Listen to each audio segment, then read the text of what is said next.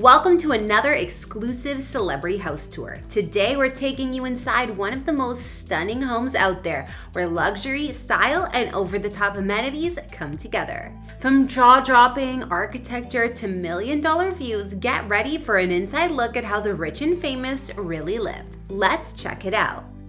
It is my honor and pleasure to introduce to you the 45th and the 47th President of the United States of America, Donald J. Trump. With Donald Trump officially sworn in as the 47th President of the United States, all eyes are once again on Mar-a-Lago, the historic Palm Beach estate that has become synonymous with the Trump legacy. Known as the Winter White House, this opulent Moorish-style mansion isn't just a political hub. It's a century-old masterpiece with a history just as fascinating as the man who calls it home. Originally built between 1924 and 1927 for Marjorie Merriweather Post, America's richest woman at the time, this 20-acre oceanfront estate boasts some of the most extravagant architecture and decor in the world. After Trump's purchase and lavish restoration, Mar-a-Lago transformed into an exclusive private club, complete with a 20,000 square foot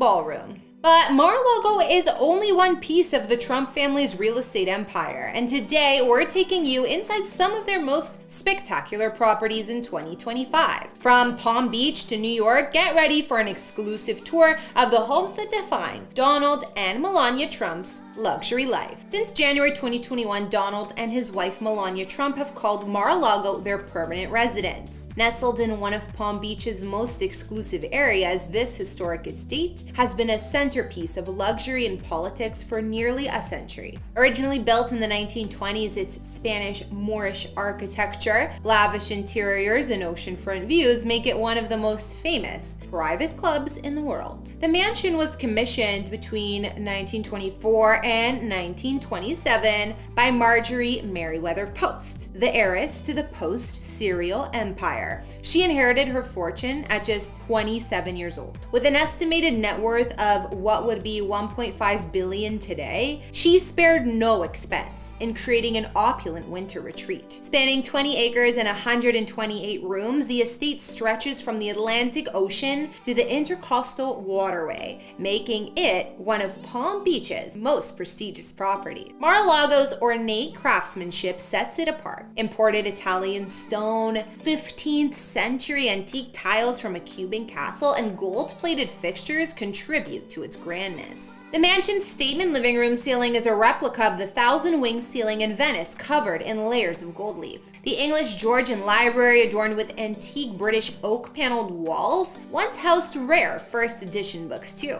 Inside, the estate spans 62,500 square feet with 58 themed guest and master bedrooms, reflecting global influences like a Dutch bedroom with antique tiles, Venetian-style glass rooms, Spanish and Portuguese-inspired chambers, and a Louis XIV master suite. In 1985, after some savvy negotiating, Donald Trump purchased Mar-a-Lago from the Post family for only $8 million, a deal that included all the property, all antique furnishings, and priceless art. By 1995, he converted it into a private club, transforming the once private residence into a playground for the ultra-wealthy and political elite. But he also kept personal quarters for himself and his family here. Trump spent millions restoring Mar-a-Lago, making notable additions like a 20,000 square foot ballroom featuring $7 million worth of gold leaf in a Louis XIV design, 2 swimming pools, a beauty salon, and a spa, 4 gold-plated sinks, each reportedly costing $100K, a helicopter landing area allowing Trump to fly in directly, and much more.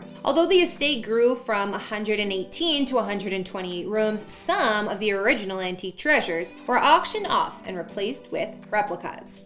Melania Trump also made her own modern updates to their private living quarters. The master suite, once boasting the Versailles-inspired details, was expanded and redesigned with dark wood accents and white marble. Today, Mar-a-Lago remains an exclusive private club, offering members access to things like 2 grand dining rooms, a beach club, pool and spa, guest suites and entertainment spaces, and much more. Thanks to Trump's extensive renovations, its historical significance, and the prime location, Forbes estimates Mar-a-Lago's value at over $160 million today, far beyond its original purchase price. What's said to be President Trump's second favorite property has gotta be the Trump National Golf Club in Bedminster, New Jersey. This estate was referred to as the Summer White House during his first term as president. While the main clubhouse operates as an exclusive private club with an estimated $350,000 initiation fee, the Trump family owns private cottages on the property. Notably, Ivanka Trump and Jared Kushner tied the knot there in 2009, and in 2015 they were granted approval to expand their cottage by 2,200 square feet. Trump's connection to Bedminster runs deep, so much so that he once planned to be buried on the estate. However, reports suggest he's since shifted